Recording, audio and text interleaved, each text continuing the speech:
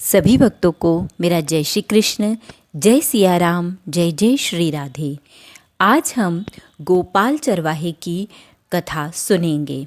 एक ग्वाले की दैन्यता से प्रसन्न होकर स्वयं मिलने आए श्री कृष्ण। पहले ऐसा होता था कि यदि कोई व्यक्ति सबकी गायें चराता तो गांव के लोग उसके घर अन्न भिजवा देते थे और अपनी गायें उसे चराने के लिए दे देते थे।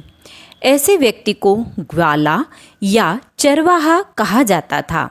वह सैकड़ों लोगों की गायें चराता था और उसके घर अन्न व अन्य आवश्यक सामग्री भिजवा दी जाती थी। गोपाल चरवाहा न तो एक अक्षर पढ़ा लिखा था और न ही उसने कभी भगवान का नाम लिया या कोई धार्मिक चर्चा सुनी थी। उसका परमार्थ से कोई संबंध नहीं था।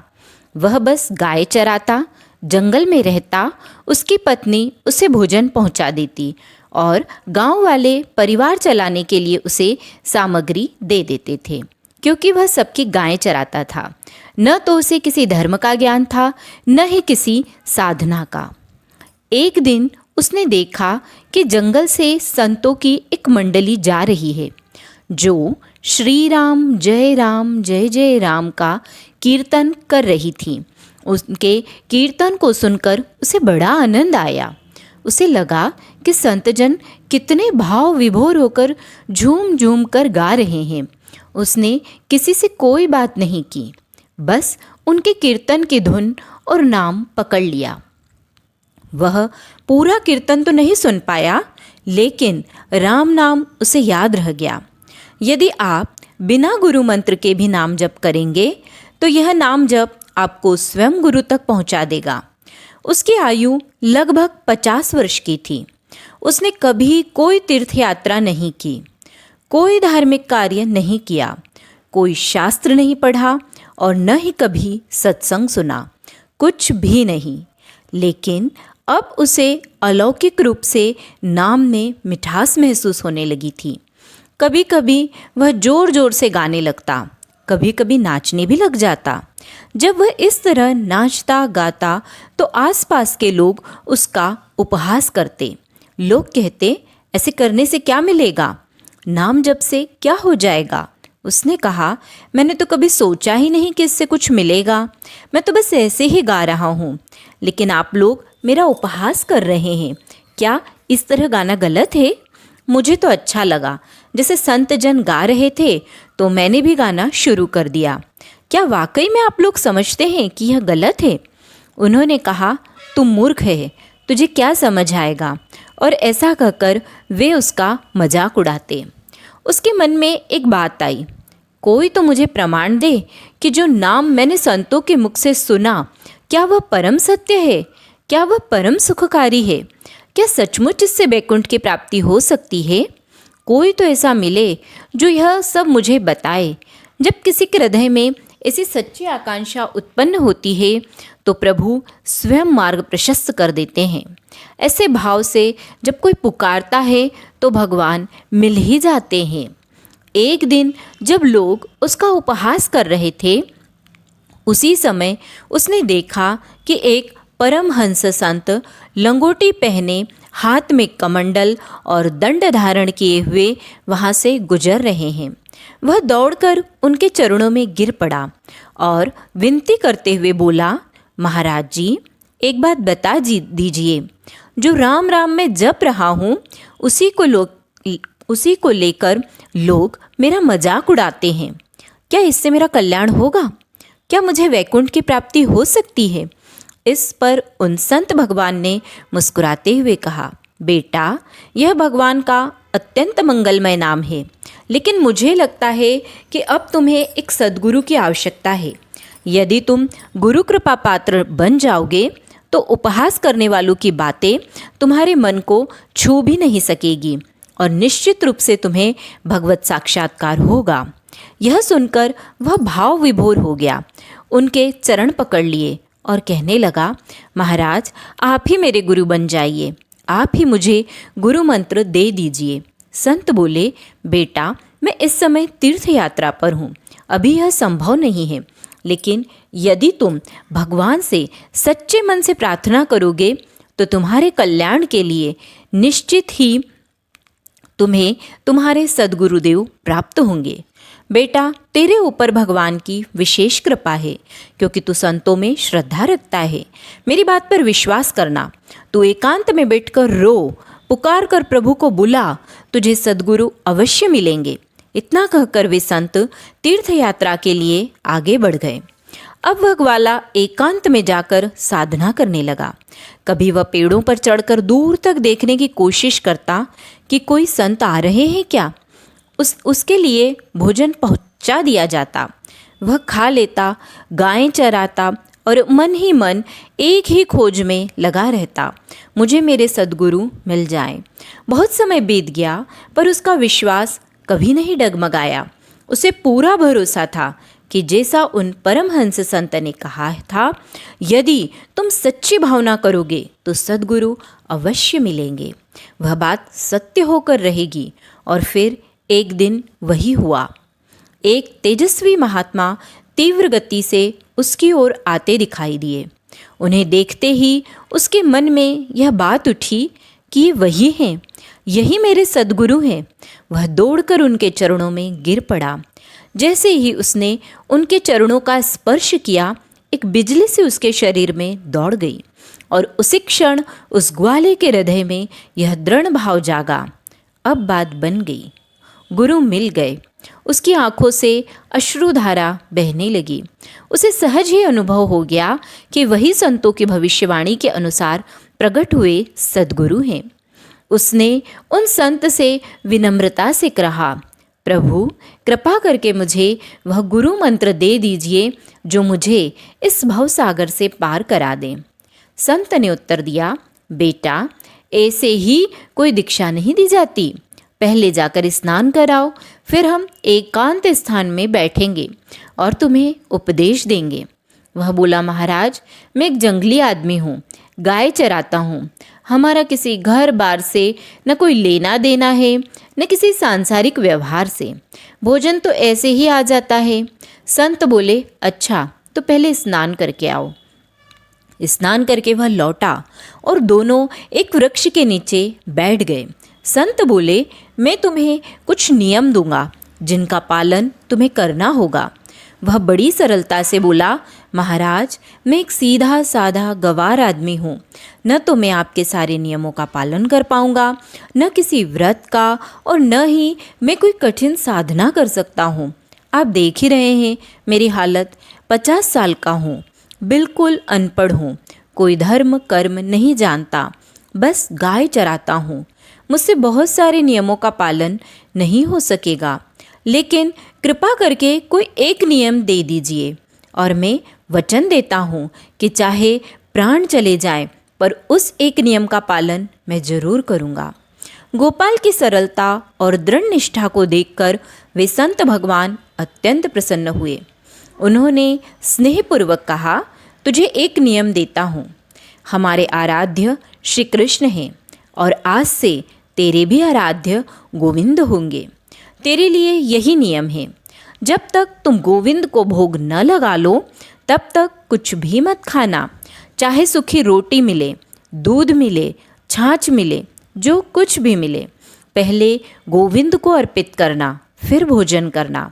गोपाल ने तुरंत हाथ जोड़कर कहा, गुरुदेव मेरे प्राण भले ही चले जाएं, लेकिन आज के बाद मैं बिना गोविंद को भोग लगाए मेरी जिह्वा पर कुछ भी नहीं जाएगा। वह तो सीधा सच्चा हृदय वाला था। अब तो गोपाल आनंद से झूम उठा। उसे गुरुदेव मिल गए, गुरु मंत्र मिल गया और इष्ट देव गोविंद भी मिल गए। इसके बाद गोपाल के घर से भोजन आया। भोजन में केवल चटनी और रोटी थी। वह एकांत में एक वृक्ष के नीचे बैठ गया और प्रेम पूर्वक बोला, आओ गोविंद भोग पाओ। अब गोपाल चरवाहा मन ही मन विचार करने लगा, श्री कृष्ण तो आ ही नहीं रहे हैं। गुरुदेव ने कहा है कि बिना भोग लगाए कुछ खाना नहीं है। वह पूरे दिन भगवान की प्रतीक्षा करता रहा। वह सोचता रहा, गुरुजी ने तो कहा था कि भगवान घट घट में विराजमान है, तो वे कहीं से भी प्रकट हो सकते हैं। वह भीतर ही भीतर जप करता रहा, बार बार कहता रहा, आओ भगवान, ये भोग पाओ। लेकिन प्रभु प्रकट नहीं हुए। रात्रि हो गई। जब देखा कि प्रभु नहीं आए तो उसने वह भोजन उठा लिया और गाय को खिला दिया, स्वयं भूखा ही रह गया। दूसरे दिन फिर उसके घर से भोजन आया। उसने पेड़ से एक पत्ता तोड़ा, उसे जल से शुद्ध किया और उसी पत्ते पर भोजन सजाया। फिर वह भाव भरे स्वर में भगवान को पुकारने लगा, आओ प्रभु, गुरुदेव ने आज्ञा दी है कि बिना आपको भोग लगाए मैं कुछ भी ग्रहण नहीं कर सकता। लेकिन आज भी भगवान प्रकट नहीं हुए। शाम हो गई। उसने फिर वह भोजन उठाया और अपनी गायों को खिला दिया, स्वयं फिर से उपवास कर लिया। गोपाल चरवाहे की आयु 50 वर्ष थी। वह दिन रात गायों के पीछे दौड़ता था और भूखा भी था। धीरे धीरे उसके शरीर में सामर्थ्य कम होने लगी। काफ़ी दिन बीत गए। तीसरा दिन, चौथा दिन, पांचवा दिन, छठा दिन, सातवां दिन, वह बस यही सोचता रहा, हे प्रभु, चाहे प्राण निकल जाए, हम गुरु की आज्ञा नहीं तोड़ सकते। अगर आप नहीं आएंगे तो मैं भूखा मर जाऊंगा, लेकिन गुरु की आज्ञा की अवहेलना नहीं करूंगा। वह केवल एक साधारण चरवाहा था। उसकी कोई पूर्व साधना नहीं थी, लेकिन गौ सेवा के पुण्य और नाम जप की कृपा से उसे संतों में विशेष स्नेह हुआ और गुरु कृपा से उसमें भगवान के दर्शन की इच्छा जागृत हुई। उसके शरीर की हड्डियां दिखने लगी। उसकी पत्नी ने पूछा, भोजन तो मैं रोज लाती हूँ, आप रोज मुझसे भोजन लेते भी हैं, क्या आप भोजन नहीं खा रहे? उन्होंने उत्तर दिया, यह आपकी चिंता का विषय नहीं है। यहाँ से हमें यह शिक्षा मिलती है कि हमें अपने गुरु द्वारा दिए गए साधनों को किसी से साझा नहीं करना चाहिए। वह केवल अंदर ही अंदर यह सोचे रहे थे कि गुरुदेव ने कहा था कि भगवान आएंगे और जब तक वे नहीं खाएंगे तब तक मुझे भी कुछ नहीं खाना। हालांकि उनके गुरु का उद्देश्य कुछ और था। गुरुदेव का कहना था कि आप भगवान को भोग लगाकर खाइए और भजन कीजिए, तो गुरु मंत्र के प्रभाव से आपके मानस पटल पर भगवान के दर्शन होंगे। लेकिन गोपाल सीधा साधा आदमी था, इसलिए उसने यह समझा कि जब तक भगवान खुद नहीं खाएंगे तब तक मुझे भी कुछ नहीं खाना चाहिए। 18 दिन बीत गए। गोपाल ने कुछ नहीं खाया, कुछ नहीं पिया। गोविंद भी अपने भक्तों को निहारते रहते हैं। 19वें दिन उनकी पत्नी भोजन लेके आई और पूछा, क्या आपको कोई रोग हो रहा है? आप भोजन क्यों नहीं खा रहे? क्या मैं रुक जाऊं आपकी सेवा के लिए, या आप घर चलिए? गोपाल ने कोई उत्तर नहीं दिया, बस कहा, आप घर जाइए, मैं ठीक हूँ। फिर उसने पेड़ से एक पत्ता लिया, उस पर जल छिड़का और भगवान से कहा, भगवान आओ, भोग पाओ। शाम हो गई और फिर वह भोजन गाय को दे दिया। वह विचार करने लगा कि अब तो मुझे मरना ही है। मेरे जैसे अधम के पास भगवान तो नहीं आएंगे, वे तो भगवान हैं, लेकिन मैं अपने गुरु के वचन नहीं तोड़ सकता। मर जाऊं लेकिन गुरुदेव के वचन का पालन जरूर करूंगा। 27 दिन बीत गए। उसने कुछ भी नहीं खाया। न चलने की शक्ति थी, न पत्ता लाने की, न जल छिड़कने की। जिस पात्र में उसकी पत्नी ने भोजन लाया था, वह लेटे ही लेटे उसे खोला और कहा, प्रभु, मुझे पता है कि आप इस शरीर से नहीं मिलेंगे। आप जान लें, मैं अपने गुरु की आज्ञा का उल्लंघन नहीं करूँगा। उनकी दशा देखकर पत्नी ने कहा, अब तो आप कहेंगे भी तो भी मैं वापस नहीं जाऊंगी। आपकी स्थिति मुझसे देखी नहीं जा रही। गोपाल ने इशारे से कहा, बस आज तुम चली जाओ, आज भर के लिए जाओ, फिर कल से जैसी तुम्हारी इच्छा।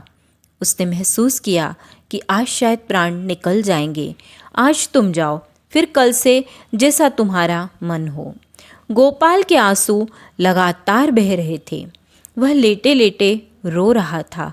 धीरे से उसने भोजन का पात्र खोला, भोग को प्रभु को अर्पित करते हुए भीतर ही भीतर कहा, प्रभु, अब या तो स्वयं आकर इस भोग को ग्रहण कर लो, या मुझे अपने धाम बुला लो, वहाँ मुझे अपने हाथों से खिला देना, यह मेरा अंतिम भोग है।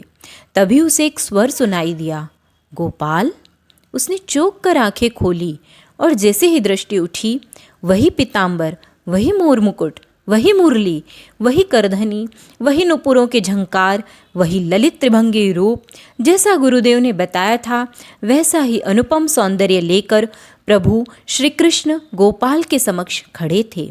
ना कोई गाय उन्हें देख पा रही थी, ना कोई और चरवाहा, केवल गोपाल ही प्रभु के उस दिव्य रूप को देख पा रहा था। क्योंकि भगवान जब किसी से मिलते हैं तो पहले उसे दिव्य दृष्टि प्रदान करते हैं।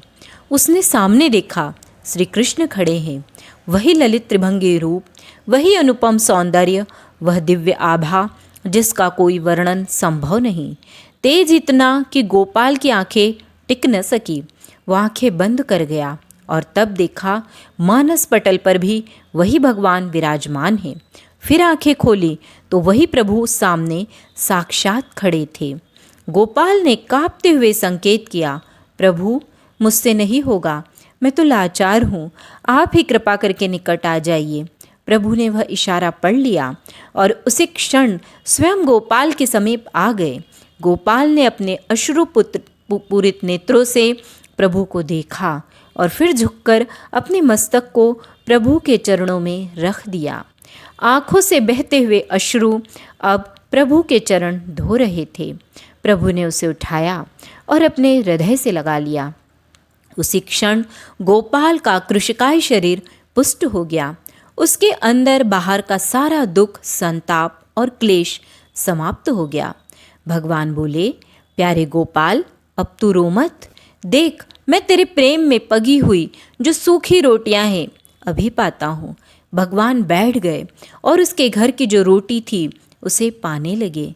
प्रभु बोले, गोपाल, मुझे त्रिभुवन का कोई भी भोग प्रसन्न नहीं कर सकता।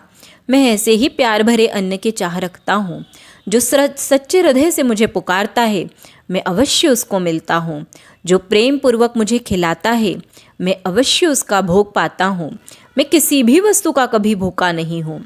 अब तेरे जीवन में कभी दुख का लेश नहीं रहेगा। तू अब घर जा। अब किसी की गाय चराने की जरूरत नहीं है। कुल परंपरागत तेरे कुल में लक्ष्मी बढ़ती रहेगी। तुझे कुछ करने की जरूरत नहीं। गोपाल समझ ही नहीं पाया और भगवान हंसते हंसते अंतर्ध्यान हो गए।